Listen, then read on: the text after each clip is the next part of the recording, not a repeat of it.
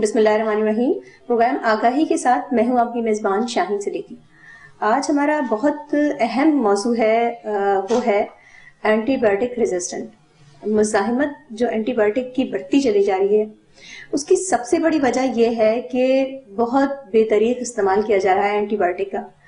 معمولی نزلہ زکام ہو جائے یا بخار ہو جائے، لیکن لوگ سیلف میڈیکیشن، پہلے تو وہ پین کلرز پر تھا سیلف میڈیکیشن، لیکن اب صورتحال یہ ہے کہ لوگ اینٹی بایوٹک بھی سیلف میڈیکیشن کرنے لگے ہیں. اس کی وجہ سے صورتحال اتنی گھمبیر ہو گئی ہے کہ اب کوئی بھی جراثیم کو کل کرنا یا باڈی میں اس کے جراثیم کو ہلاک کرنا اتنا آسان نہیں رہا، کیونکہ اینٹی بایوٹک کی جب کسی بھی جراثیم کے خلاف ریزسٹ کرنے لگے تو پھر مشکل ہو جاتا ہے کہ وہ جراثیم کس طرح. خاص طور پہ ہماری پچھلے دنوں بہت گھمبیر صورتحال رہی ٹائیفائڈ کے حوالے سے. ٹائیفائڈ ہمارے ملک میں، ٹائیفائڈ کا جو جراثیم ہے یا ٹائیفائڈ کی جو بیماری ہے، انٹیرک فیور جسے ہم کہتے ہیں، وہ بہت عام ہے، کیونکہ کنٹامنیٹڈ واٹر اور کنٹامنیٹڈ فوڈ ہمارا بہت زیادہ جو ہے یہاں پر ہم دیکھتے ہیں کہ صورتحال خاص طور پر گرمیوں میں اور سردیوں میں بھی ہم دیکھتے ہیں کہ یہ جراثیم بہت ایکٹیو ہے. گیسٹرو کی بات کر لیں، وہ بھی بہت ایکٹیو ہے، وہ بھی ظاہر پتہ گندے پانی سے ہی ہوتا ہے. ہیپاٹائٹس اے اور ای کی بات کر لیں اگر ہم، تو وہ بھی صورتحال اس طرح ہے. لیکن اگر ہم ٹائیفائڈ کی بات کریں تو پچھلے دنوں ایم ڈی آر ٹائیفائڈ بہت زیادہ ہم نے دیکھے کیسز، اور صورتحال اتنی گھمبیر ہو گئی تھی کہ ظاہر سی باتیں سر جوڑ کے ماہرین کو بیٹھنا پڑا اس کے حوالے سے. اور پھر بچوں میں خاص طور پہ ایک اسپیل بھی چلایا گیا ویکسین کے حوالے سے، ٹائیفائڈ کی ویکسین کے حوالے سے. اسی لیے اس کی سب سے بڑی وجہ یہ تھی کہ اینٹی بایوٹک ریزسٹ کرنا شروع کیا ہے، نہ صرف ٹائیفائڈ بلکہ دیگر جراثیم بھی، وہ بھی ریزسٹ کرنے لگے. آج ہمارے ساتھ جو ہمیں جوائن کیا ہے، آج ہم لاہور میں موجود ہیں، اور ہمارے ساتھ جنرل سیکرٹری جو ہیں Pakistan society of internal medicine doctor Sumaiya Iqtidar ہمارے ساتھ موجود ہیں. کسی تعارف کے محتاج نہیں ہے، کیونکہ جہاں تک مریضوں کی بات ہو، جہاں تک اگر ہم بات کریں کہ ان کو کوئی فراہم کرنی ہو، آگاہی فراہم کرنی ہو کسی بھی بیماری کے حوالے سے، تو سومیہ اقتدار آگے ہی ہوتی ہیں کہ کوئی نہ کوئی ایسا پوائنٹ جو ہے وہ مریضوں کو فراہم کیا جائے تاکہ لوگوں کو آگاہی فراہم ہو اس بیماری کے بارے میں اور صحیح ٹارگٹ کیا جا سکے مرض کو پیچیدگیوں سے بچانے کے لیے. السلام علیکم. وعلیکم السلام. بہت شکریہ آپ نے ہمیں جوائن کیا. Thank you very much. سب سے پہلے آپ کو کمپلیمنٹ کروں گی کہ آپ نے اپنے پروگرام کا نام بہت اچھا رکھا ہے. آگاہی یعنی کسی کو کسی چیز کی معلومات فراہم کرنا اور اس کے متعلق آگاہ کرنا، آئی تھنک یہ بہت ہی امپورٹنٹ ہے. اور کیونکہ میں میڈیکل کے شعبے سے تعلق رکھتی ہوں تو بیماریوں کے متعلق آگاہی تو ایک صدقہ جاریہ ہے. صحیح. میڈم بتائیں کہ بہت ایک گھمبیر مسئلہ ہوتا جا رہا ہے، کیونکہ پہلے لوگ سیلف میڈیکیشن کرتے تھے لیکن وہ پین کلرز تک محدود تھے کہ لوگ پین کلر سے، سر میں درد ہو گیا پین کلر لے لیا. لیکن اب لوگ اینٹی بایوٹک کا بے طریق استعمال کر رہے ہیں، اور اس کی سب سے بڑی وجہ یہ ہے کہ اب اینٹی بایوٹک ریزسٹ کرنے لگی ہے باڈی میں. تو آپ اس کے بارے میں کیا کہیں گی؟ کتنے جراثیم ہیں جس کی ریزسٹنٹ ابھی حال ہی میں سامنے آئی ہے؟ آپ کی بڑا اسکوپ ہے، بڑا ریسرچ ہے آپ کا اس کے اوپر، تو ہمیں بتائیے گا کہ کتنا زیادہ مریض اب کمپلیکیشنز کا شکار ہو جاتے ہیں اگر جب ریزسٹ کرنے لگے تو. اچھا، تھینک یو ویری مچ. پہلے تو اس ٹاپک کو لینے کے لیے، کیونکہ یہ ایک ہاٹ ڈبیٹ بنا ہوا ہے دنیا بھر میں، جہاں آپ اینٹی بایوٹک یا اینٹی مائکروبیل ریزسٹنس کے بارے میں بات ہو رہی ہے. لیکن اینٹی بایوٹک سے اینٹی مائکروبیلس وہ ہتھیار ہوتے ہیں جس سے ہم بیماریوں سے لڑتے ہیں. اور اگر وہ ہتھیار ہی ناکارہ ہو جائیں تو پھر بیماریوں سے کس طرح لڑا جائے گا؟ پھر بیماریاں آپ کے اوپر قابو کر لیتی ہیں اور ظاہر کمپلیکیشنز اور اموات کا باعث بنتی ہیں. انفیکشس ڈیزیزز میں اینٹی بایوٹکس کا جو رول ہے اس نے ایک دنیا بدل دی تھی. جیسے ہی اینٹی بایوٹکس کی ڈسکوری ہوئی تو ہمیں ایک امید کی کرن جاگی کہ جو لوگ پہلے انفیکشن سے مر جاتے تھے اب ان کا پاس ایک علاج ہے، پر ایک 5 سے 7 دن کا اینٹی بایوٹک کا کورس جو ہے وہ انہیں کیور دے دیتا ہے. لیکن صورتحال یہ ہوئی کہ جب ہمیں یہ چیز آرام سے مہیا ہو گئی تو ہم نے اس کا بے دریغ اور غلط استعمال شروع کر دیا. تو اینٹی بایوٹک ریزسٹنس ہوتا کیوں ہے، پہلے تو یہ بتانا ضروری ہے. سب سے امپورٹنٹ تو بات یہ ہے کہ آپ کو یہ معلوم ہونا ضروری ہے کہ کس قسم کے جراثیم کون سی بیماری کرتے ہیں. اور یہ انفیکشن کازنگ آرگنزمس کی جو آگاہی یا جو نالج ہے وہ میڈیکل اسٹوڈنٹس، میڈیکل پروفیشنلز اور پھر اسپیشلائزیشن والے لوگوں کو ہی ہوتا ہے. جنرل پبلک کو تو نہیں پتا. اگر میں آپ سے کہوں کہ پروٹیئس میرابلس تھا یا کلیبسیالا تھا یا ای کولائی کی انفیکشن تھی تو آبویسلی آپ کو समझ नहीं आ रही कि ये कौन से जरासीम है। आपको बीमारियों के नाम तो शायद पता है कि मलेरिया है, टाइफाइड है, गैस्ट्रो है, लेकिन कौन से जरासीम गैस्ट्रो करते हैं, कौन से जरासीम मलेरिया करते हैं, कौन से जरासीम टाइफाइड या एंटेरिक फीवर करते हैं, इसकी जो जांच है, पड़ताल है, वो होना जरूरी है एंटीबायोटिक देने से पहले, क्योंकि बहुत सारी डिफरेंट स्पीशीज होती हैं और वो एंटीबायोटिक्स इनके खिलाफ डिफरेंट वेज में काम करती हैं। तो ये जो हमने एक तासुर बना लिया है कि मेडिकल स्टोर वाले से पूछ ले या उसको भी छोड़े, अपने दोस्त से मशवरा करके या उसको भी छोड़े, घर में जो एंटीबायोटिक पड़ी हुई है वही खा लें किसी भी बुखार वाली कैफियत में या नजला जुकाम में या खांसी में या पेट की तकलीफ में, और हम खुद ही इलाज करके खुद ही डॉक्टर बन गए, तो फिर जाहिर है कि इसके साथ जो मुज़र असरात है और जो एंटीबायोटिक रेजिस्टेंस है वो ही जन्म लेगा। सही। तो 2-3 चीजें बहुत इंपॉर्टेंट है किसी भी बीमारी को ट्रीट करते वक्त। एक तो ये मालूम हो कि बीमारी किस जरासीम से हो रही है। सेकेंडली, जो एंटीबायोटिक्स आपको दी गई हैं उनकी मिकदार पूरी हो। मेरे पास बहुत सारे पेशेंट्स आते हैं जो कहते हैं डॉक्टर साहब ये इतनी गर्म या हैवी दवाई ना दें, हमें हैवी डोज ना दें, थोड़ी दे दें, या अगर बुखार उनको लगता है कि मामूली है तो फिर डोज आधी ले लेते हैं। डोज पूरी लेना भी जरूरी होता है, क्योंकि यही बैक्टीरियसिडल होती है, यानी जरासीम को मारने के लिए एक स्पेसिफिक डोज रिक्वायर्ड होती है। अगर आप रिक्वायर्ड डोज से कम डोज लेते हैं तो वो जरासीम उस वक्त तो शायद सबसाइड हो जाते हैं, लेटर ऑन उनमें रेजिस्टेंस डेवलप हो जाता है। तीसरी बात ये कि मियाद कम कर देते हैं एंटीबायोटिक की। फिर एक तो एंटीबायोटिक की सही टाइप नहीं ली क्योंकि पता ही नहीं जरासीम कौन सा है, फिर मिकदार कम ले ली कि हैवी डोज है, और फिर ड्यूरेशन, जैसे ही 2-3 दिन में अफाका हुआ और तबीयत बदली तो फिर जो मुकम्मल कोर्स करने की बजाय एंटीबायोटिक बंद कर दी कि इतनी ज्यादा दिन खाने की क्या जरूरत है, अब तो मैं ठीक हूँ। तो ये तीनों अवामिल मिलके एंटीबायोटिक रेजिस्टेंस जो है वो पैदा कर रहे हैं। सूरत हाल बहुत ही गंभीर है। आपने अभी जैसे एंटेरिक फीवर और टाइफाइड का जिक्र किया, तो न सिर्फ मल्टी ड्रग रेजिस्टेंस जिन्हें हम एमडीआर कहते हैं, बल्कि एक्सटेंसिव ड्रग रेजिस्टेंस जिसे हम एक्सडीआर टाइफाइड कहते हैं, इसके केसेस भी अब हमारे सामने आ रहे हैं। और ये सूरत हाल इसलिए भी ज्यादा गंभीर होती जा रही है कि एक तो एंटीबायोटिक्स बहुत लिमिटेड रह गई हैं जो इन जरासीम के खिलाफ काम करती हैं, और दूसरा जो एंटीबायोटिक्स की दरियाफ्त का अमल है जिसे हम ड्रग डिस्कवरी या नई ड्रग्स का आना है, उसका रफ्तार बहुत स्लो है।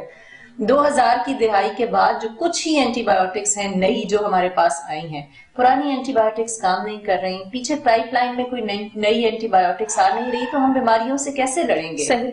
सो ये बहुत इंपॉर्टेंट है कि हम लोगों को आगाह करें कि वो न सिर्फ एंटीबायोटिक्स अपनी बीमारी की सही तशखीस के बाद डॉक्टर के मशवरे से लें, बल्कि उसकी मियाद और मिकदार दोनों को पूरा लें ताकि हम मजीद एंटीबायोटिक रेजिस्टेंस को जन्म ना दें। सही।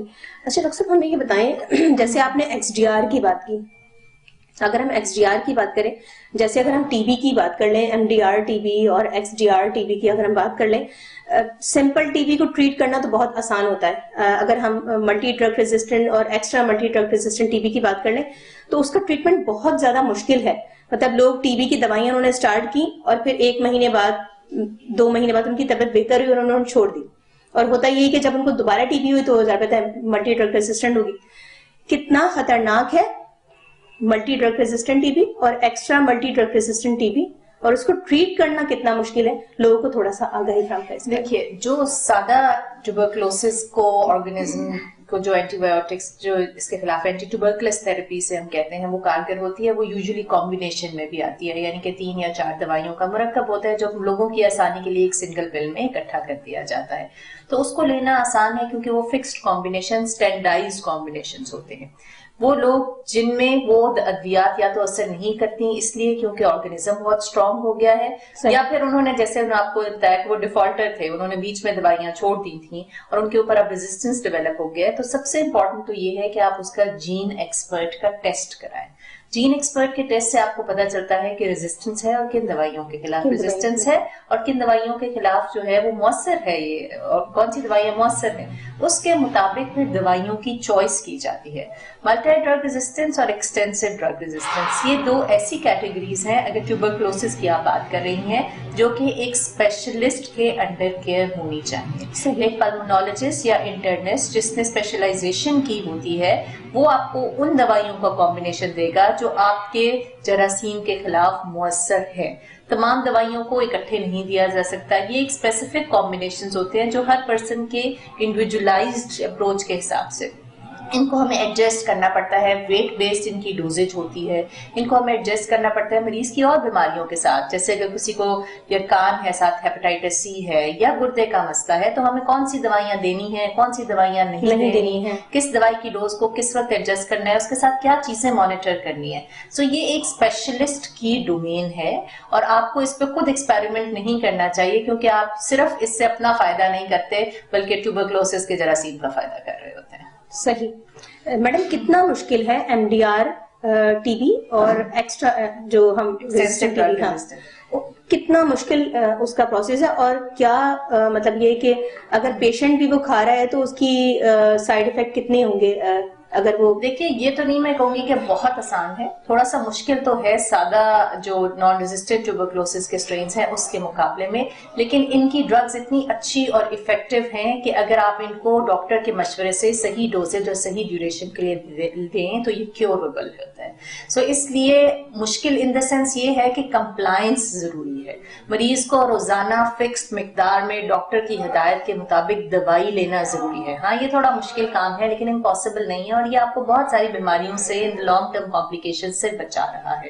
اسی طرح ایکسٹینسو ڈرگ ریزسٹنس اس سے بھی تھوڑا سا مشکل سٹیج ہے, جس میں کیئرفل کمبینیشنز آپ کو دینے پڑتے ہیں ڈپینڈنگ اپون کہ مریض کے جو اسٹرین ہے وہ کون سی دوائیوں کو سینسٹیو ہے, اور کئی دفعہ ہمیں کمبینیشن چینج کر کے دیکھنا پڑتا ہے. ہم اس کو دیکھتے ہیں اور مریض کا رسپانس دیکھتے ہیں, اس کا ایکس رے ساتھ کراتے ہیں, اس کے بلڈ کے ٹیسٹ ساتھ کراتے ہیں, مریض کی کلینکل کنڈیشن دیکھتے ہیں.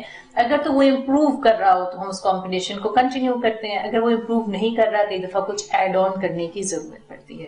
تو یہ ایک اسپیشلسٹ کی ڈومین ہے, لیکن مریض سے صرف یہی التجا ہوتی ہے کہ وہ دوائی مسلسل کھائے, ایمانداری سے کھائے اور ڈاکٹر سے فالو اپ کرے, کیونکہ یہی اس کے کیور کا حل ہے.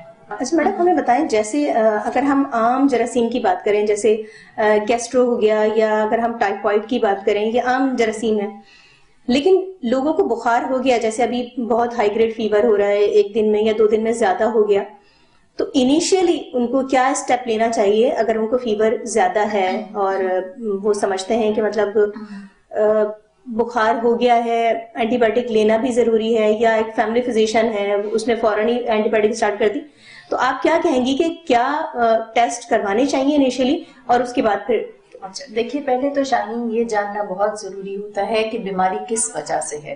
بیماری صرف بیکٹیریل نہیں ہوتی, اور اینٹی بایوٹک صرف بیکٹیریا کے خلاف کام کرتی ہیں. بہت ساری بیماریاں وائرل ہیں, بہت ساری بیماریاں پروٹوزول ہوتی ہیں, بہت ساری بیماریاں پیراسیٹک ہوتی ہیں, اور ان کے لیے علیحدہ کلاسز آف ڈرگز ہوتی ہیں. صحیح. سو یہ جانچنا صرف بخار کے کہ یہ بیکٹیریل ہے اور اینٹی بایوٹک لے لیں پاسبل نہیں. صحیح.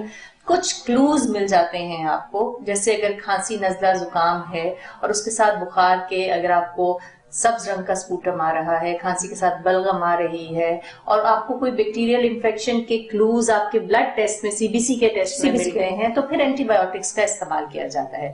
بہترین عمل تو یہ ہوتا ہے کہ ہم کلچر کرا کے دیکھیں.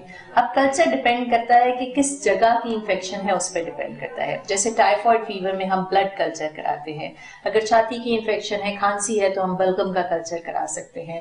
اگر پیشاب میں جلن ہے اور یورینری ٹریکٹ انفیکشن ہے تو ہم یورین کا کلچر کرا سکتے ہیں. تو اس طرح ڈفرینٹ کلچرز ہوتے ہیں. کلچر اصل میں یہ ہوتا ہے جو آپ کا آرگنزم جو بیماری کاز کر رہا ہے, ہم اس کو گرو کر لیتے ہیں لیب میں آرٹیفیشل میڈیم کے اندر. جب وہ آرگنزم گرو کرتا ہے تو ہم ڈفرینٹ اینٹی بایوٹکس اس کے اوپر ڈال کر دیکھتے ہیں کہ کس کے خلاف جو ہے کون سی اینٹی بایوٹک اس کے خلاف بہترین کام کر رہی ہے. اسے ہم سینسٹیوٹی ٹیسٹ کہتے ہیں. تو یہ کلچر اور سینسٹیوٹی کا ٹیسٹ آپ کو گائیڈ کرتا ہے. ایک جو جراثیم گرو ہوئے ہیں وہ کون سی ٹائپ کے جراثیم ہیں, وہ راڈز ہیں, وہ کوکا ہیں, ان کی مختلف شیپس ہوتی ہیں جو مائکروسکوپ میں دیکھ کے آپ جو ان کی ڈفرینٹ ٹیسٹ کر کے آپ ایگزامن کر کے دیکھ سکتے ہیں, جو مائکرو بایولوجسٹ اور پیتھولوجسٹ دیکھ کے آپ کو بتاتے ہیں.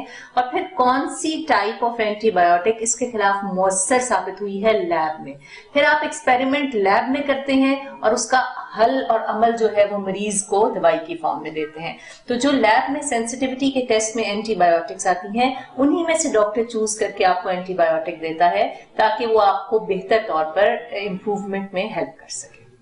تو بہترین ٹیسٹ تو یہ ہے کہ اگر آپ کو شروع میں بخار ہو رہا ہے تو آپ پیناڈول یا پیراسیٹامول کی ٹیبلٹ استعمال کریں جو جنرلی اوور دا کاؤنٹر بھی ملتی ہیں اور سیف بھی ہوتی ہیں.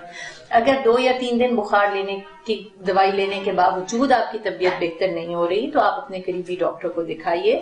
وہ آپ کو ایگزامن کر کے بہت ساری چیزیں فائنڈ آؤٹ کر سکتا ہے. آپ کو کلینکل ایکسپیرینس سے پتا چل جاتا ہے کہ یہ وائرل لگتا ہے یہ بیکٹیریل لگتا ہے. اگر وہ ضرورت محسوس کرے تو آپ کا CBC کا ٹیسٹ آپ کو بتا سکتا ہے. CBC کے ٹیسٹ میں وائٹ سیل کاؤنٹ آپ کو آئیڈیا دے دیتا ہے کہ یہ کس قسم کی انفیکشن ہے. اگر ضرورت محسوس ہو تو پھر کلچر کے ٹیسٹ پہ جاتے ہیں اور کلچر کی روشنی میں ہی اینٹی بایوٹک دینا جو ہے وہ یوزفل ہوتا ہے کیونکہ وہ کام بھی کرتی ہے اور افیکٹو بھی ہوتی ہے. صحیح. ناظرین ایک وقفہ لیتے ہیں, وقفے کے بعد دوبارہ واپس آتے ہیں.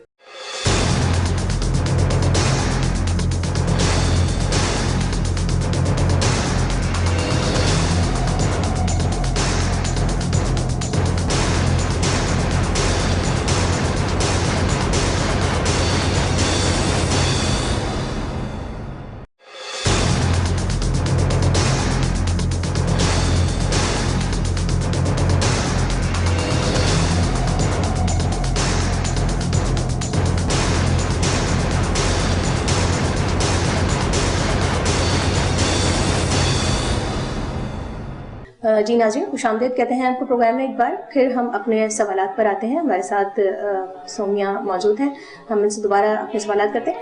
ڈاکٹر سومیہ, مجھے یہ بتائیں کہ خاص طور پہ اگر میں ٹائیفائڈ کی بات کروں تو ٹائیفائڈ میں آج بھی جو ٹیسٹ ہم دیکھ رہے ہیں وہ وڈال ٹیسٹ دیکھ رہے ہیں اور میڈیکل سائنس اس کو ریجیکٹ کر چکی ہے کہ یہ اب نہیں ہونا چاہیے.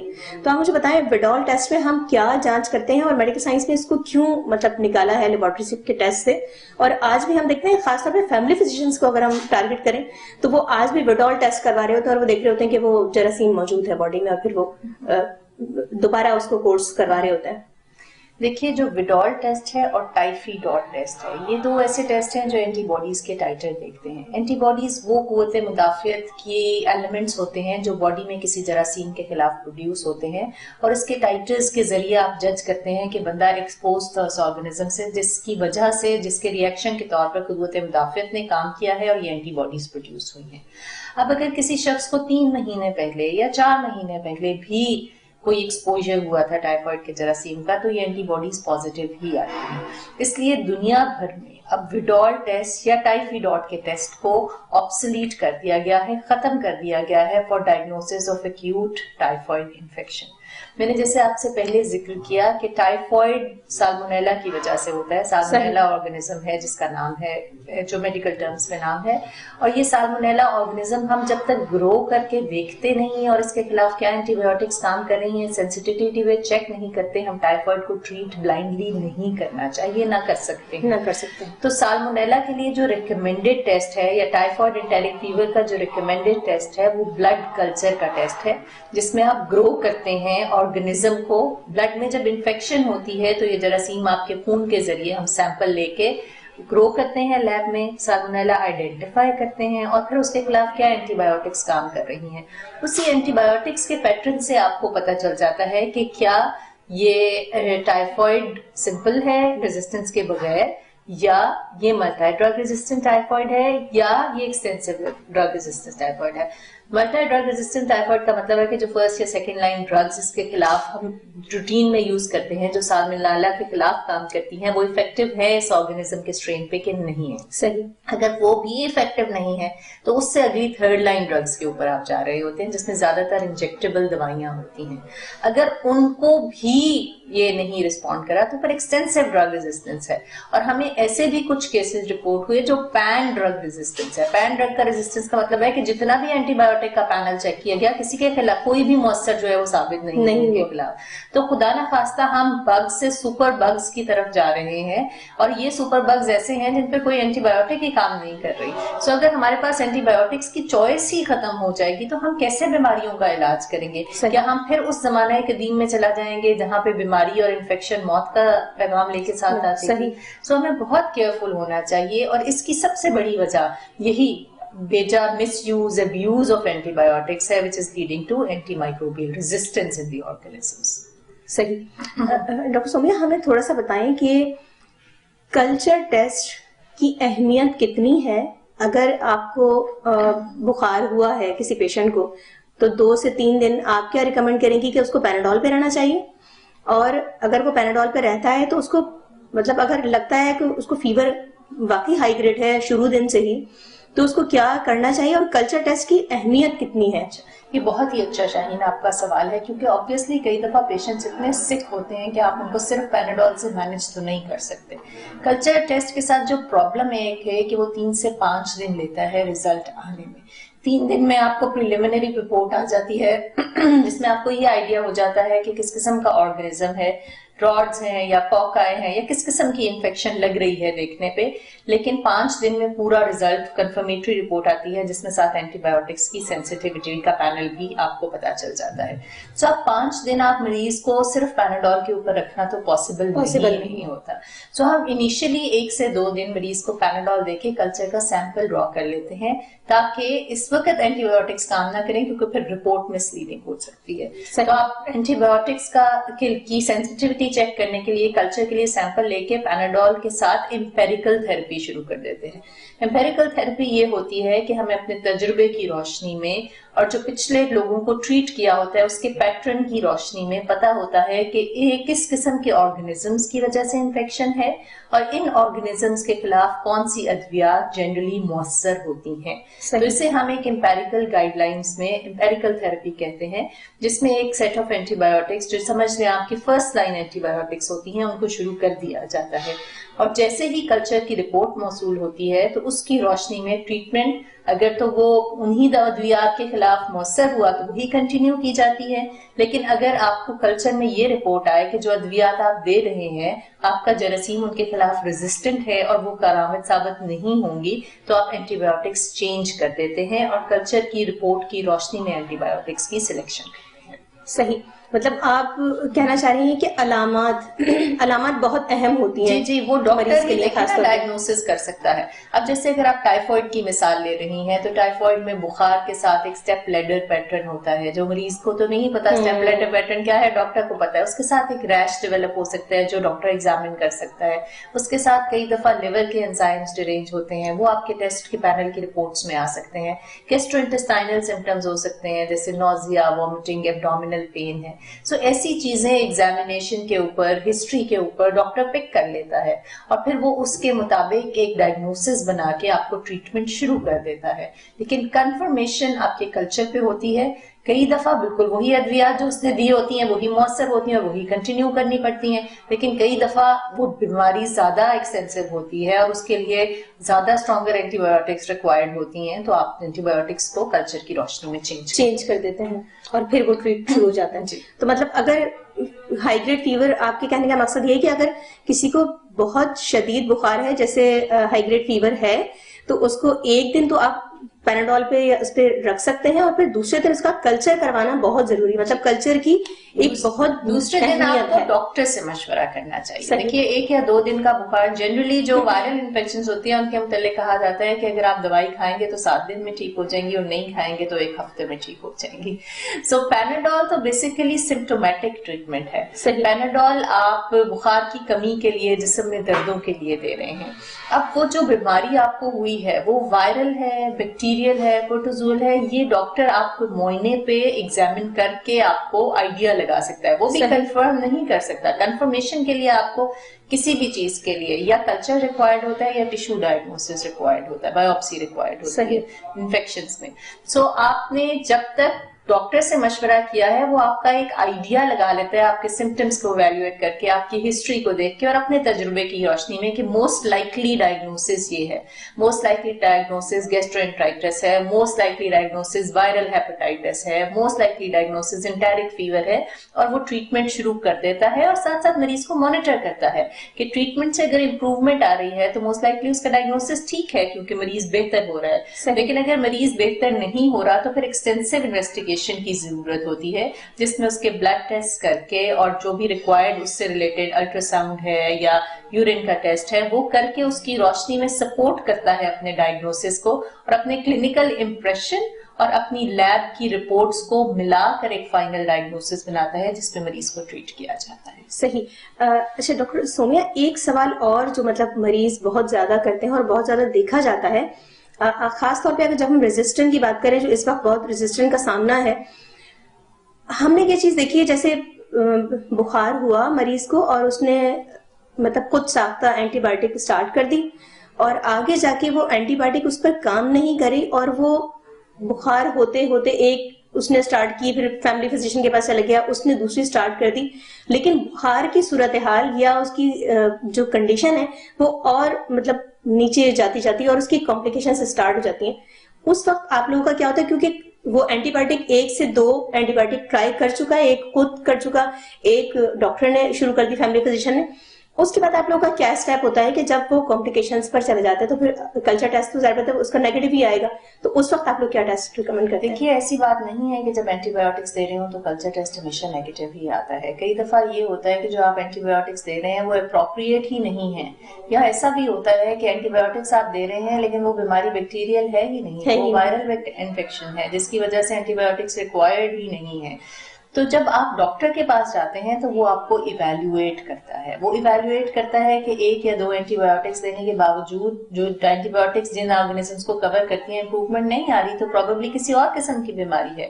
دوسری امپورٹنٹ بات یہ بھی ہے کہ آپ بریک دے دیتے ہیں, آپ 24 سے 48 آورس اینٹی بایوٹکس اسٹاپ کر دیتے ہیں اور پیشنٹ کو صرف بخار کم کرنے والی ادویات جیسے پیراسیٹامول پہ رکھتے ہیں تاکہ وہ کلیئر آؤٹ ہو جائے اینٹی بایوٹک باڈی سے, اور اس کے بعد کلچر کا ٹیسٹ لے سکتے ہیں.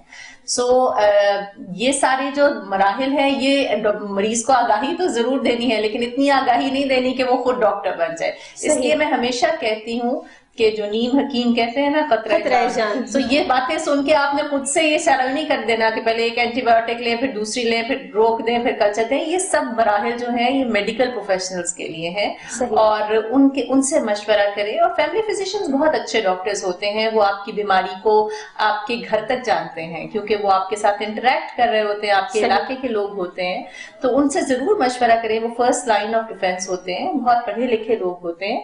اگر وہ سمجھیں کہ بیماری اس نوعیت کی ہے کہ انہیں کسی اسپیشلسٹ کی رائے کی ضرورت ہے تو وہ ریفر کر دیتے ہیں, لیکن ایک جو فرسٹ کانٹیکٹ آپ کا ڈاکٹر سے ہے وہ بہت ضروری ہے, اور اس کو اگنور نہ کریں. ڈاکٹر سے مشورہ کرنے میں دیر نہ کریں, کیونکہ جب آپ دیر کر دیتے ہیں تو بیماری بگڑ جاتی ہے اور کمپلیکیشنز کے چانسز بڑھ جاتے ہیں. صحیح. ایک اور جو چیز ہم پبلک میں دیکھتے ہیں بہت کامن ہے, نہ صرف بڑے بلکہ مطلب جاب کر رہے ہیں یا کوئی کام کر رہے ہیں, نہ صرف اس کے دوران بلکہ ہم نے دیکھا ہے اب بچوں میں بھی, مطلب مائیں اب بچوں کو بھی اپنے طور پر مطلب ان کو تھوڑا سا معمولی چیسٹ انجیکشن ہوا یا نزلہ زکام ہوا اور انہوں نے ان کو اینٹی بایوٹک اسٹارٹ کر دی, تو اس کا افیکٹ ان کی زندگی پر کتنا آگے جا کر پڑے گا. اگر ایک بچہ 4 دفعہ سال میں اینٹی بایوٹک لے رہا ہے تو اس کے اثرات کیا ہوں گے؟ دیکھیں جو بچے ہیں ان میں جو زیادہ انفیکشنز ہوتی ہیں نزلہ زکام کھانسی کی وہ موسٹلی وائرل ہوتی ہیں, اور وائرل انفیکشنز پہ اینٹی بایوٹک کا کوئی رول نہیں ہے. یہ وہی طریقہ علاج ہے جو ہم نے کووڈ وائرل انفیکشن میں بھی ایزیترومائسین کی دوائیاں دے کے یہ کیا, جبکہ ہمیں پتا ہے کہ یہ اینٹی بیکٹیریل دوائی ہے اور ایک کووڈ ایک وائرس انفیکشن ہے, ہر کوئی یہ جانتا ہے, لیکن پھر بھی لیے جاتے تھے. اور علاج تو بچوں کو تو اور بھی احتیاط سے دینے کی ضرورت ہوتی ہے. بچوں کی دوائیوں کی مقدار بھی ان کی ویٹ بیسڈ ہوتی ہے, بچوں کا وزن تھوڑا کم ہوتا ہے کیونکہ ایڈلٹ میں تو شاید ایک فکسڈ ڈوزیج ہوتی ہے, لیکن بچوں کی ادویات تو بہت دھیان سے دینی چاہیے اور وہ کبھی بھی ڈاکٹر کے مشورے کے بغیر نہیں دینی چاہیے. بچوں کو بہت سی ادویات سے ریئیکشن بھی ہونے کا چانس ہوتا ہے, بہت سی جو ادویات بڑوں کی ہیں وہ بچوں میں نہیں بھی دے سکتے ہیں. سو یہ مشورہ ہمیشہ ڈاکٹر اور پیڈیٹریشین کی کنسلٹیشن سے ہی ہونا چاہیے. ہاں نزلہ زکام کے لیے آپ کوئی اینٹی الرجک ہے یا کنجیشن کے لیے آپ کوئی کھانسی کا شربت دے رہے ہیں یا آپ بخار کے لیے پیناڈول پیراسیٹامول دے رہے ہیں, یہ تو شاید آپ گھر میں ایز این ایمرجنسی میجر کر سکتے ہیں, لیکن جب بھی آپ نے اس سے سٹیپ اپ کرنا ہے اپنے ٹریٹمنٹ کو, بے شک وہ اینٹی بایوٹکس کی فارم میں ہو, بے شک اگر آپ نے دیکھا کوئی ریش ڈیولپ ہو گیا جیسے چکن پاکس ہو جاتی ہے بچوں میں, ممس ہو جاتے ہیں, اس طرح کی بہت ساری اور وائرل ریش ہیں جو ہو جاتے ہیں یا دوائیوں کی ریئیکشن کی وجہ سے ہو جاتا ہے, تو اس کو ایویلویٹ کرانا بہت ضروری ہوتا ہے, کیونکہ بچوں کی ایک اسپیشلسٹ کی اوپینین کے بعد ہی اینٹی بایوٹک کی شروع کرنا چاہیے. اور اس لیے بھی کیونکہ اگر آپ انہیں بے دریغ اینٹی بایوٹکس دیتے رہیں گے تو آپ اینٹی بایوٹکس کے ریزسٹنس کو جنم دینے کی جو بیج ہے وہ آپ ان کے بچپن میں بو دیں گے, اور پھر وہ ساری زندگی جو ہے وہ انہوں نے انہی بیماریوں سے لڑتے ہوئے گزارنی ہے. اور اگر بچپن میں ہی ان کو ریزسٹنس ڈیولپ ہو گیا تو پھر وہ ان فیوچر جب انہیں انفیکشنز ہوں گی تو وہ کس طرح لڑیں گے بیماریوں کے ساتھ. تو آپ کے پاس ہتھیار ہی ختم ہوتے رہیں گے. اس لیے بہت احتیاط سے اینٹی بایوٹکس دیں اور ڈاکٹر کے مشورے سے دیں. صحیح. ناظرین ایک وقفہ لیتے ہیں, وقفے کے بعد دوبارہ واپس آتے ہیں.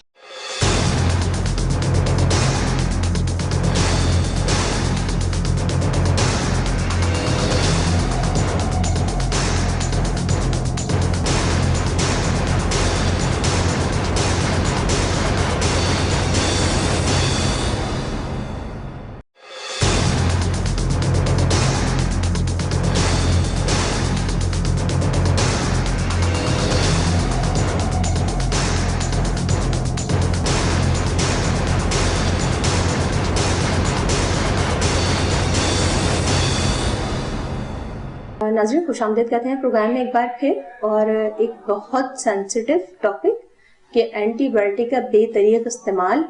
اور اگر ہم اس کو کہیں کہ اگر ہم عالمی جنگ کا بھی اس کو نام دے دیں تو ہم عالمی جنگ کا اس کو نام دے سکتے ہیں. ہمارے لیے ایک عالمی جنگ کھڑی ہے. اس کی سب سے بڑی وجہ یہ ہے کہ ظاہر سی بات ہے کہ وہ دور جو بہت پرانا دور تھا اس میں اگر جراثیم ہوتا تھا تو لوگ مر جاتے تھے. اور اب ہم جنگ کی صورتحال میں اس لیے اپنے آپ کو کہہ سکتے ہیں کہ کیونکہ اینٹی بایوٹک ریزسٹ کرنے لگی ہیں اور اب وہ صورتحال پیدا ہونے جا رہی ہے یا ہو چکی ہے, جیسے ڈاکٹر سومیا نے ہمیں بتایا کہ اب یہ بھی وقت ہم نے پیشنٹ اس طرح کا بھی دیکھا کہ اس میں کوئی بھی اینٹی بایوٹک کام نہیں کری. تو یہ ایک بہت گھمبیر صورتحال ہے اور مزید اینٹی بایوٹک آ نہیں رہی, اور یہ ایک بہت بڑا المیہ ہے. ہم اسی ٹاپک کو لاسٹ ہمارا جو ہوگا سیکشن وہ اسی پر ہوگا کہ حل کیا ہے, آخر اس کا حل کیا ہے. ڈاکٹر سومیا بہت بڑا ایشو, مطلب کہ اگر ہم جنگ کی بات کریں تو یہ ایک جنگ کی یہ صورتحال ہوگی کہ لوگ مرنا شروع ہو جائیں گے صرف ایک جراثیم سے جو کئی سالوں ہم نے ایک صدی دیکھی, جو ایک جراثیم کے خلاف لوگوں نے 7 سے 8 دن میں اور وہ کیور ہوئے اور وہ اب ٹھیک ہے. تو آپ کیا کہیں گی کہ کیا اس کی روک تھام کے لیے کیا کرنا چاہیے کہ لوگ جو جس طرح بے طریق استعمال کر رہے ہیں اور ریزسٹ کر رہے ہیں اینٹی بایوٹک, تو اس کے لیے کیا اقدام ہونے چاہیے؟ اچھا, آپ نے جیسے شاہین اس کو کہا کہ یہ جنگ ہے, تو یہ بالکل جنگ ہے, اور جب بھی جنگ ہوتی ہے تو اعلان جنگ کر دینا چاہیے آئی تھنک. تو سب سے امپورٹنٹ تو یہ ہے کہ ہم لوگوں کو آگاہی دیں, اور آگاہی آپ کا پروگرام بھی ہے کہ سب سے پہلے تو بتائیں کہ یہ اتنا بڑا ایشو ہے. لوگوں کے متعلق یہ کوئی ایشو ہی نہیں ہے, اینٹی بایوٹکس اتنا ہی ڈاکٹروں کے ایشو ہیں, یہ ہمارا تو نہیں. لوگوں کی لیے صحت امپورٹنٹ مسئلہ ہی نہیں ہے. دیکھیں صحت ہے, جان ہے تو جہان ہے. صحت نہیں ہے تو بندہ نہ کوئی کام کر سکتا ہے, نہ کما سکتا ہے, نہ اپنے گھر کا خیال رکھ سکتا ہے. اگر آپ خاتون ہیں نہ اپنی فیملی کا خیال رکھ سکتی ہیں. اگر آپ مرد ہیں تو آپ باہر جا کے کام نہیں کر سکتے, کما نہیں سکتے. تو صحت بہت امپورٹنٹ ہے, اور صحت کا ڈائریکٹ لنک آپ کی بیماریوں سے خلاف لڑنے کی طاقت سے ہے. اگر آپ یہ ہتھیار کھو دیں گے, یہ ہتھیار بے اثر ہو جائیں گے, تو پھر آپ بیماریوں کو قابو نہیں کر سکیں گے, بلکہ بیماریاں آپ کو قابو کر لیں گی. تو آپ کے پروگرام کی وساطت سے آج اعلان جنگ کر دیں. پاکستان کے اخبار میں پچھلے سال کی خبر لگی کہ 1 ارب سے زیادہ ڈالرز کی جو ادویات ہیں وہ پاکستان میں استعمال کی گئیں, اور یہ وہ تمام ادویات ہیں جن پہ کوئی چیک اینڈ بیلنس ہی نہیں ہے. یہ اینٹی بایوٹکس کی میں بات کر رہی ہوں. جس کا دل چاہتا ہے جس بیماری کے لیے جا کے اپنی مرضی کی دوست کے مشورے سے, گھر میں پڑی ہوئی اینٹی بایوٹک, ڈرگ سٹور کے والے کے مشورے سے کوئی اینٹی بایوٹک خریدی اور کھا لی, کھائی, پوری کھائی, آدھی کھائی, ڈوز لی, نہیں لی, کوئی چیک اینڈ بیلنس نہیں ہے. سو سب سے امپورٹنٹ تو یہ ہے, ایک تو ہم لوگوں کو اویئر کر ہی رہے ہیں, لیکن اس پہ لیجسلیشن ہو, حکومت کی طرف سے over the counter sale of antibiotics کو روکا جائے. دنیا بھر کے جو ترقی یافتہ ممالک ہیں وہاں پہ آپ کو ایسے نہیں ملتا کہ آپ جا کے کہیں کہ مجھے فلاں اینٹی بایوٹک دے دو. You need a prescription for that. تو ایک رجسٹرڈ میڈیکل پریکٹیشنر سے, جو کہ کوالیفائڈ بندہ ہوتا ہے کسی بھی دوائی کو پرسکرائب کرنے کے لیے, ایک پرسکرپشن کا ہونا ضروری ہونا چاہیے for the sale of antibiotics. اور اس کو ویریفائی کرنا چاہیے ڈرگ سٹور پہ بیٹھے ہوئے فارماسسٹ کو کہ وہ دوائی جو ہے وہ, کیونکہ آپ کو پتا ہے کہ ہم تو نقلی چیزیں بنانے کے بادشاہ ہیں. پاکستانی قوم جو ہے وہ جہاں پہ اس کو موقع ملے وہ خود ہی پیڈ چھاپ کے, خود ہی نسخہ لگا کے, خود ہی دوائیاں لینے چلے جاتے ہیں. سو اس کو ویریفائی کرنے کا کوئی نظام ہونا چاہیے. آبویسلی یہ ایک بہت بڑا سٹیپ ہے اور اس میں کچھ ٹائم لگے گا, لیکن اگر ہم اب شروعات نہیں کریں گے تو پھر ہم کس انتظار میں ہیں؟ اس انتظار میں کہ بیماریاں ہم پر حملہ کر دیں اور ہم بے ہتھیار اور بے سر و سامان ہوں اس سے لڑنے کے لیے. ابھی ہم جو سٹیپس کچھ کڑوے گھونٹ لیں گے, کوئی لیجسلیشن لائیں گے, تو ان دا لانگ ٹرم ہماری فیوچر جنریشنز کو اینٹی بایوٹک ریزسٹنس سے پریونٹ کریں گی. سو ایک تو یہ بہت امپورٹنٹ ہے کہ over the counter sale of antibiotics کو ریسٹرکٹ کیا جائے اور ود پرسکرپشن آپ کو اینٹی بایوٹکس ملے. پھر انجیکٹیبل اینٹی بایوٹکس گھر میں لگنے کا, میں کبھی مریض میرے پاس بہت آتے ہیں کہ ڈاکٹر صاحب داخل نہیں ہونا ہسپتال میں, گھر میں ہی انجیکشن لگوا لیتے ہیں, ہمارے پاس ہے ڈسپینسر. دیکھیے جو بھی چیز آپ اورل روٹ سے لے رہے ہوتے ہیں وہ عام طور پہ اتنی خطرناک نہیں ہوتی جتنی انجیکٹیبل روٹ سے ہے. اس کا کوئی ری ایکشن ہو سکتا ہے, آپ کا برانلا ہل سکتا ہے, آپ کو بلیڈنگ ہو سکتی ہے, دوائی کی ڈوز صحیح نہیں جائے. سو وہ ایک سپروائزڈ کنڈیشن ہوتی ہے جس کو ہسپتال میں کسی کوالیفائڈ ڈاکٹر یا نرس کی نگرانی میں جانا ہوتا ہے. سو ان پیشنٹس کو ویسے بھی جن کو انجیکٹیبل دوائیاں ہم دیتے ہیں, یہ وہ عام طور پہ پیشنٹس ہوتے ہیں جو یا تو اورل دوائی لے نہیں سکتے ہیں, ان کو کھانے میں نگلنے میں مسئلہ ہے, یا الٹی ہو رہی ہے اور ٹالریٹ نہیں ہے اورل, یا ہمیں ایسی ادویات دینی پڑی ہیں جو اورل فارم میں اویلیبل نہیں ہے, انجیکٹیبل فارم میں آتی ہے. تو یہ سیریس بیماریاں ہوتی ہیں, ان کو گھر پہ ایز معمولی بخاری بیماری ٹریٹ نہیں کرنا چاہیے اور ہاسپٹل سیٹنگ میں یا کسی ہیلتھ کیئر پروفیشنل کی نگرانی میں ہی انفیوز کرنا چاہیے. تیسری امپورٹنٹ بات یہ ہے کہ جو نئی اینٹی بایوٹکس کی ڈسکوری ہے اس پر کام کرنے کی بہت ضرورت ہے. ہمارے ملک پاکستان میں بہت مایہ ناز ڈاکٹرز ہیں, لیکن ہمیں بہت مایہ ناز ریسرچرز بھی چاہیے. ایسے ریسرچرز جو نئی ادویات پہ, جو لوکل اسٹڈی پہ پاپولیشن کریں, لوکل پاپولیشن پہ اسٹڈی کریں کہ کس قسم کے جراثیم ہماری انوائرمنٹ میں پائے جاتے ہیں, ہمارے مریضوں پہ کس قسم کے جراثیم کے حملے زیادہ ہوتے ہیں, ان کی باڈی کیسے ریئیکٹ کرتی ہے, کون سی اینٹی بایوٹکس جو ہیں ہماری سوسائٹی میں یا ہمارے پیشنٹس کے اندر جو ہے وہ کام کرتی ہوئی نظر آتی ہیں, کون سی اینٹی بایوٹکس ہیں جو ریزسٹنٹ ہو گئی ہیں, تاکہ ہم ایک چیز ہوتی ہے جسے میڈیکل ٹرم میں اینٹی بایوگرام کہتے ہیں. اینٹی بایوگرام اس طرح ڈیولپ کرتے ہیں کہ کس قسم کے جراثیم ایک ہسپتال میں یا ایک کمیونٹی میں آ رہے ہیں اور ان کے خلاف کون سی اینٹی بایوٹک سینسیٹیو آ رہی ہیں, وہ ریلیز کر دیتی ہے آپ کی لیب کے یہ والے جراثیم کامنلی آ رہے ہیں اور ان کامن جراثیم کے خلاف یہ اینٹی بایوٹکس مؤثر آ رہی ہیں اور یہ اینٹی بایوٹکس ریزسٹنس آ رہی ہیں. اس سے ہیلتھ کیئر پروفیشنلز کو آئیڈیا ہو جاتا ہے کہ جو انہوں نے ایمپیریکل ٹریٹمنٹ جس کی ہم نے ابھی بات کی تھی وہ سٹارٹ کرنا ہے, تو کون سے جراثیم زیادہ آ رہے ہیں اور کون سی اینٹی بایوٹکس ان کے خلاف کام کر رہی ہیں, میں وہی پرسکرائب کروں تاکہ کلچر پہ بھی وہی آئے اور ہم وہی کنٹینیو کر لیں, بجائے اس کے کہ دوبارہ اینٹی بایوٹک بدلنے دیں. تو یہ اینٹی بایوگرام کا جو کلچر ہے اس کو عام کرنے کی ضرورت ہے. لیبارٹریز سے اسپیشلی گورنمنٹ ہاسپٹلس کی لیبس کے ساتھ یہ اینٹی بایوگرامز ریگولر بیسس پہ میڈیکل اور انفیکشس ڈیزیزز کے وارڈز میں سرکولیٹ ہونے چاہیے, تاکہ ڈاکٹرز کو یہ انفارمیشن ہو کہ ان کے جو کیچمنٹ ایریا ہے اس میں مریضوں میں کون سی انفیکشن زیادہ آ رہی ہے اور اس کے خلاف کون سی ادویات جو ہے وہ مؤثر ہیں اور وہ وہی پرسکرائب کریں. اس سے خرچہ بھی کم, دو اینٹی بایوٹکس چینج نہیں کرنی پڑی, اور پھر افیکٹونیس بھی زیادہ. سو یہ بہت امپورٹنٹ ہے کہ ہم اینٹی بایوگرامس پہ کام کریں اور ریسرچ پہ کام کریں, نئی ڈرگ کی ڈسکوریز کے تلک کام کریں. یہ بہت مشکل مرحلہ ہوتا ہے, لیکن اس کی ٹریننگ کے لیے ہمیں کوالیفائی کرنا چاہیے لوگوں کو, ایسی نئی شاخیں نکالنی چاہیے. دنیا بھر میں اینٹی مائکروبیل ریسرچ کے بڑے بڑے انسٹیٹیوٹس ہیں, اور میں آکسفورڈ یونیورسٹی بھی جا رہی ہوں جہاں دنیا کا سب سے بڑا اینٹی مائکروبیل ریسرچ کا انسٹیٹیوٹ ہے. ریسرچ اینٹی مائکروبیل ریزسٹنس پہ ہی وہ کام کرتے ہیں ٹریننگ کے لیے اس سال. تو ہم یہ ٹریننگ کریں اور پھر یہ ٹریننگ کر کے آ کے ہم اپنے ملک میں فائدہ پہنچائیں, اپنے پالیسی میکرز کو, اپنے ہاسپٹل کے ساتھ لیزون کو بہتر کریں اینٹی بایوٹک ریزسٹنس کے خلاف کام کرنے کے لیے, تاکہ یہ جو ایک silent pandemic which is going on for decades now, جسے آپ نے کہا کہ جنگ ہے, اس جنگ میں ہم کوئی تیاری کر لیں, اور اس تیاری سے نمٹنے کے لیے, ان بیماریوں سے نمٹنے کے لیے ہمارے پاس plan a, plan be, plan سی تیار ہو, تاکہ ہم اپنی فیوچر جنریشنز کو پروٹیکٹ کر سکیں. صحیح. اچھا مجھے بتائیں, لاسٹ میرا آپ کا کوشچن ہوگا اس کے حوالے سے, آپ کی جو سوسائٹی ہے Pakistan society of internal medicine, government کو کوئی انیشیٹو اس پر دیا ہے کہ اس کی روک تھام, خاص طور پہ جو بے طریق استعمال ہے اور اس کی چیک اینڈ بیلنس ہے, اس کے حوالے سے آپ کی کوئی کمیونیکیشن ہوئی ہے کہ اس پر کتنا کام کرنے کی ضرورت ہے؟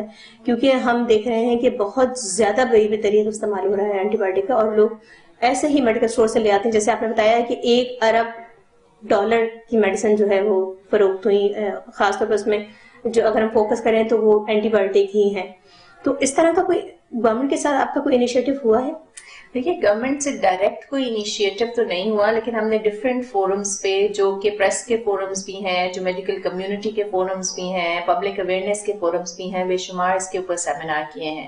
ہم جو اپنی میڈیکل کانفرنسز کرتے ہیں ان میں اینٹی مائکروبیل ریزسٹنس کو ہمیشہ ٹچ کرتے ہیں، اس ٹاپک پہ لوگوں سے ضرور بات کرتے ہیں.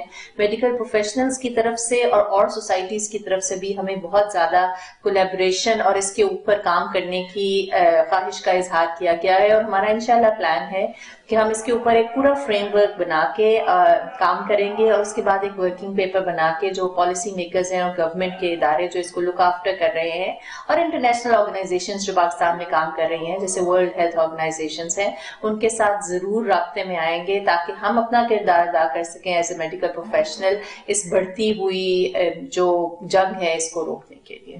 صحیح. آخر میں پیرنٹس کو اور وہ لوگ جو اینٹی بایوٹک کا بے طریقہ استعمال کریں ان کو کیا میسج دینا چاہیں گے؟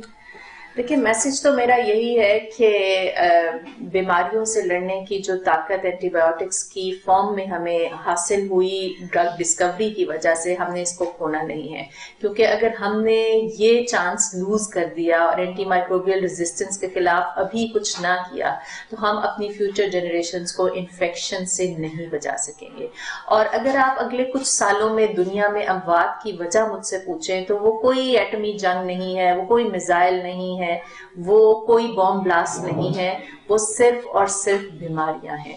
ابھی آپ نے دیکھا کہ کووڈ-19 ایک نیا وائرس آیا جس کی نے دنیا بھر کو اپنی لپیٹ میں لے لیا. اس کے بعد روز بروز نئی بیماریاں، نئے وائرسز ہمارے سامنے، نئے بیکٹیریا ہمارے سامنے جنم لے رہے ہیں.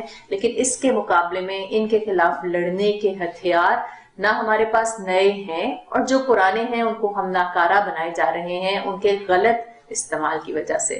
سو abuse, misuse of antibiotics کو ہمیں اب روکنا ہے. بلا وجہ اینٹی بایوٹکس کا استعمال نہ کریں. جب آپ کو کوئی انفیکشن ہوتی ہے تو اپنے ڈاکٹر سے مشورہ کر کے اس کی ہدایت کے مطابق ہی دوائی کا استعمال کریں. اینٹی بایوٹکس کی ڈوز اور مقدار اور ڈیوریشن یہ بھی بہت امپورٹنٹ ہے، اور آرام آنے کی صورت میں انکمپلیٹ کورس آپ کے اگلی فیوچر انفیکشنز کے لیے خطرہ ثابت ہوتا ہے. اس لیے اس میں آپ ڈنڈی نہ ماریں، اپنا ٹریٹمنٹ پورا کریں، ڈوز پوری لیں اور ڈاکٹر کے مشورے سے لیں تاکہ آپ اینٹی بایوٹک ریزسٹنس کو جنم نہ دیں اور بیماریوں سے لڑنے کی طاقت کو اور مضبوط بنا سکیں. Thank you so much doctor Sonia, آپ نے ہمیں ٹائم دیا اور بہت اہم ٹاپک پر، اور آپ نے عوام کے لیے بہت زیادہ آگاہی فراہم کی. ناظرین، جیسا کہ ڈاکٹر سومیا نے ہمیں بتایا، اور بہت ظاہر سی بات ان کے پاس تجربہ ہے، پیشنٹس ظاہر سی بات ہے کہ تجربہ کر چکی ہیں، ریسرچ بہت زیادہ کی ہے انہوں نے، خاص طور پہ اینٹی بایوٹک کے ریزسٹنس کے حوالے سے، کیونکہ ایک جیسے ہم نے کہا کہ یہ عالمی جنگ کھڑی ہے ہمارے لیے، کیونکہ ہم اپنے ہتھیار کھوتے جا رہے ہیں. جو ہتھیار ہم نے اپنی جنگ کے لیے بنائے تھے وہ ہم اپنے ہی ہاتھوں سے اپنے ہتھیاروں کو تباہ کر رہے ہیں. جب ہم اپنے ہی ہاتھوں سے اپنے ہتھیاروں کو تباہ کر دیں گے اور نئے ہتھیار کو ہم ڈسکور نہیں کریں گے تو ظاہر سی بات ہے پھر لوگوں کی اموات میں روز بروز اضافہ ہوگا. اور ہم ظاہر سی بات ہے اپنے بچوں کو، جو ہم خاص طور پہ دیکھ رہے ہیں کہ بچوں میں ایک ماں، ایک گھر میں جو لوگ ہیں وہ بچوں کو بے دریغ استعمال کروا رہے ہیں. ایک بچہ 10 مرتبہ سال میں اینٹی بایوٹک کا استعمال کر رہا ہے. تو خدارا اپنے بچوں کو اینٹی بایوٹک کا بے دریغ استعمال نہ کرائیں، ان کو ڈاکٹرز کو دکھائیں، ان سے مشورہ کریں، چائلڈ اسپیشلسٹ کے پاس لے جائیں کہ آیا کہ بار بار ان کو انفیکشن کیوں ہو رہا ہے، اس کی کیا وجہ ہے، اس کی وجوہات کو جاننے کی کوشش کریں، نہ کہ اپنے بچوں کو اینٹی بایوٹک ریزسٹ کریں. ان کو اپنی زندگی گزارنی ہے، آگے بھی زندگی گزارنی ہے، اپنی آنے والی نسلوں کو بچائیں ریزسٹنس سے اور ہتھیاروں سے، اور اس جنگ کے خلاف ہمارا ساتھ دیں. پروگرام آگاہی کے ساتھ اسی کے ساتھ اجازت دیجیے گا اگلے پروگرام کے لیے. اللہ حافظ.